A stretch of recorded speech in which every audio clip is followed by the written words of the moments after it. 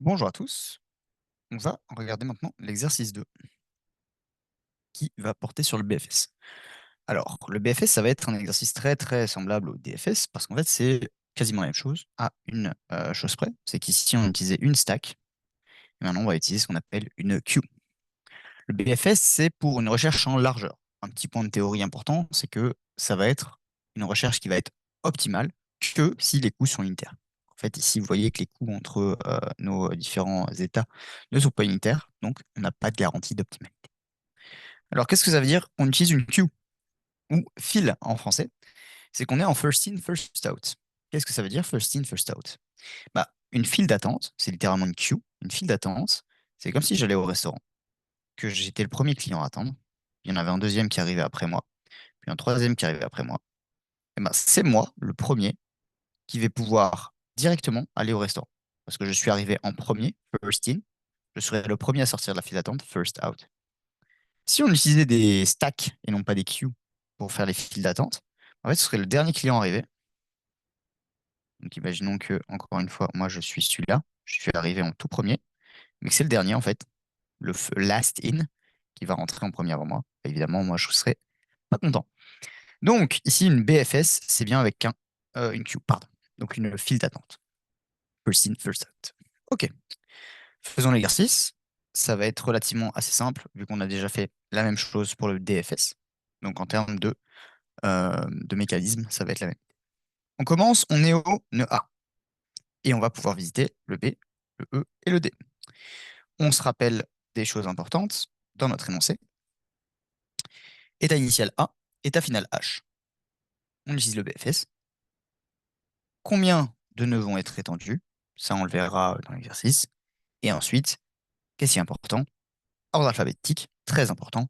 Et ensuite, la méthode de recherche en arbre. Et vous verrez que le point 2, ce sera le graphe. Et là, contrairement à l'exercice avec le DFS, là, ça va changer pas mal de choses. Ok, bon, faisons l'exercice 1. Je suis au nœud A.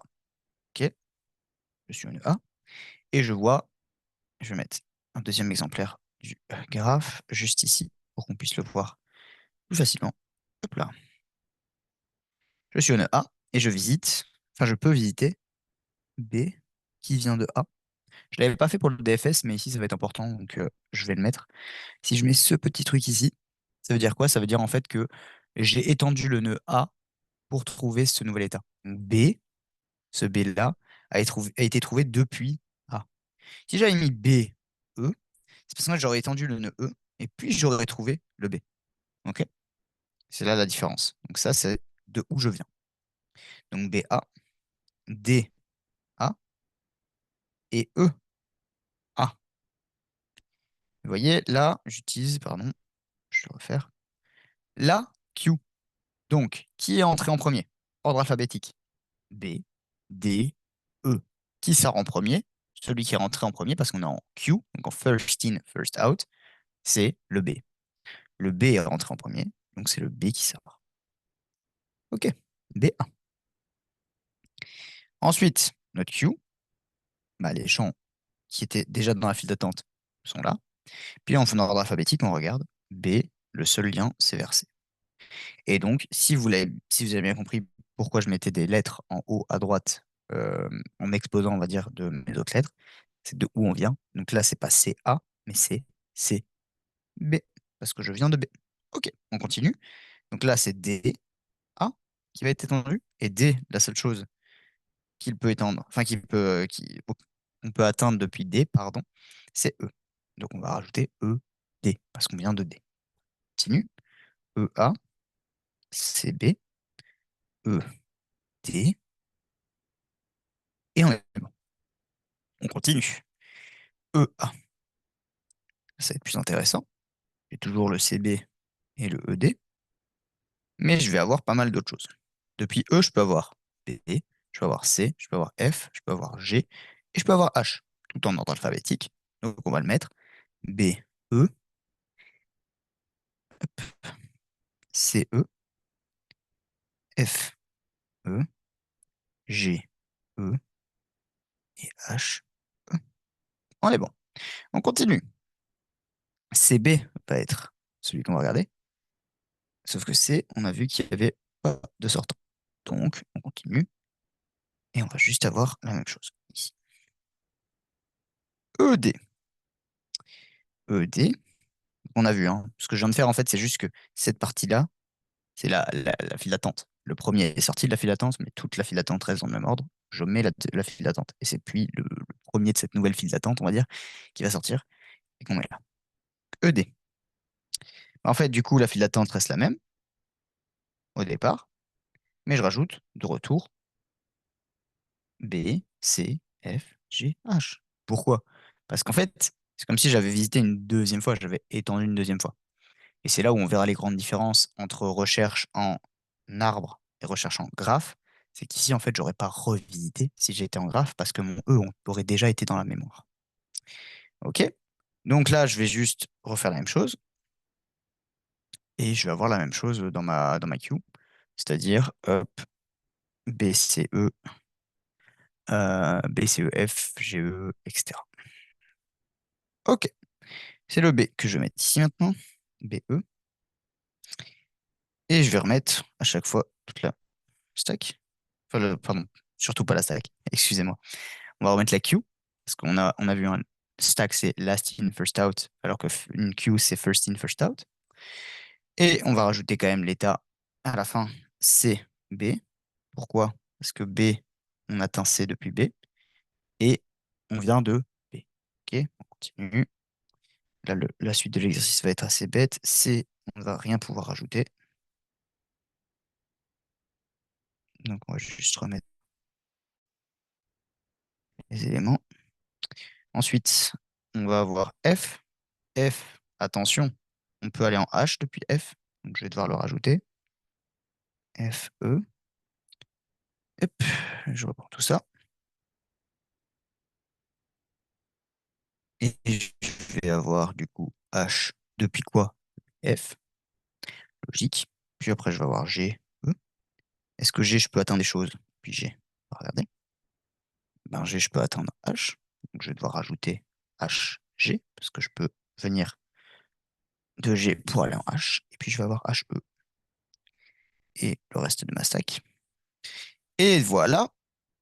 Qu'est-ce que c'est ça, H, E? C'est un état final. Et donc, on a fini notre exercice. Comment on remonte? H vient de E. H vient de E, le premier E.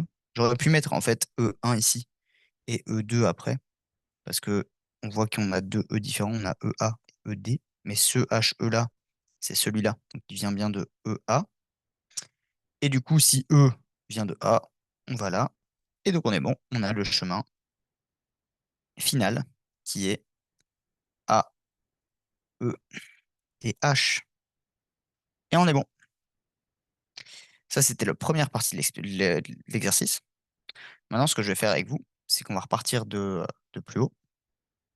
Et ce que je vais faire, c'est que ouais, je vais refaire totalement l'exercice pour pas juste vous donner un correctif avec des états qui ont été barrés, etc. Pour bien comprendre l'idée derrière le fait d'avoir une mémoire ou non. Ok. Donc on va repartir de cet état-ci. Donc je vais effacer. Prenez un screenshot si vous en avez besoin, mais normalement il y a tous les corrigés sur Moodle. Voilà. Et on repart de là. Donc, ma mémoire, elle est ici. Et pour l'instant, j'ai visité A. Et j'ai visité B. On est d'accord? On continue. Comme à mémoire, j'ai visité A et j'ai visité B. B a rajouté le C vu, donc c'est ici. Et on continue. D, A, pardon, pas E, mais D, A. E, A, C, B et E, D.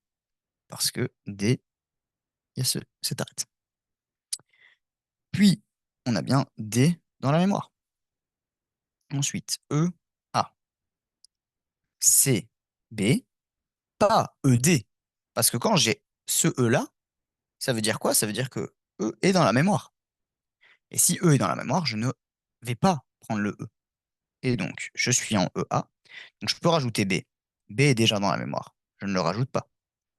Ensuite, je peux rajouter C, F, G et H. Et c'est ce que je vais faire. Donc, je vais avoir C depuis E. Ensuite, je vais avoir F depuis E, G depuis E et H depuis E. Ensuite, je vais visiter CB. Qu'est-ce qui va se passer? Bah, je ne vais pas noter CE, vu que C vient d'être ajouté dans la mémoire. Vu que je visite, ou plutôt j'étends C, c'est mieux d'utiliser le terme étendre que le terme visiter quand vous parlez de ce genre d'algorithme. Donc, n'hésitez pas à bien corriger dans votre tête si j'ai dit visiter précédemment. Donc, le C, on ne le met pas. On a F, on a G, on a H. Et on n'a rien d'autre parce que C, bah, encore une fois, n'a pas d'autre sortante. On continue. On a F, E, pardon. Puis on a G, E, H, E. Qu'est-ce qui se passe? Je rajoute F parce que je viens de visiter F. Si j'avais eu F ici, je ne l'aurais pas noté, forcément. Et F, lui, peut visiter H. Donc, je rajoute ici Ah, pardon, j'ai oublié, du coup, précisément ici, dans l'exercice aussi, je pense, juste avant, du coup, il fallait rajouter le C. Donc, je vais faire une correction, je vais juste corriger mon exercice juste après. Et du coup, le C ici est dans la mémoire, donc pas besoin de le rajouter. Et le F peut visiter H, donc le H ici va être quand même ajouté depuis F. Puis je vais avoir G, E, qui va avoir H, E. Je rajoute le G ici. H, F et H, G. Et on va avoir H, E qui va être ici. Et du coup, bah, j'ai plus rien dans ma fringe parce qu'en fait, H vient d'être ajouté. Et celui-là, on ne le met plus. Celui-là, on ne le met plus. OK? Et du coup, bah, on arrive en fait à l'état final. Et on a toujours la même chose. H, E qui vient de E, A qui vient de A. Donc on a A, E, H. Et on a fait l'exercice. Donc je vais quand même noter ici qu'il y a une petite typo. Donc là, je reviens tout doucement à l'exercice, enfin, au point 1.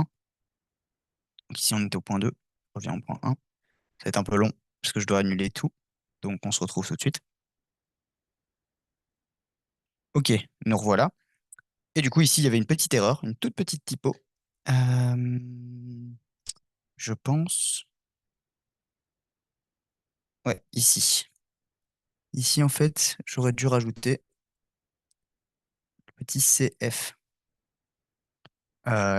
Et du coup, ici,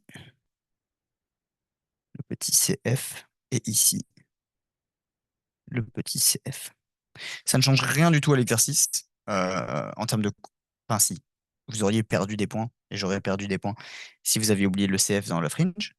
Donc, en termes de véracité de l'algorithme, ça va rien changer parce qu'on a de la chance, c'est loin dans la fringe et en fait, l'état final est ici.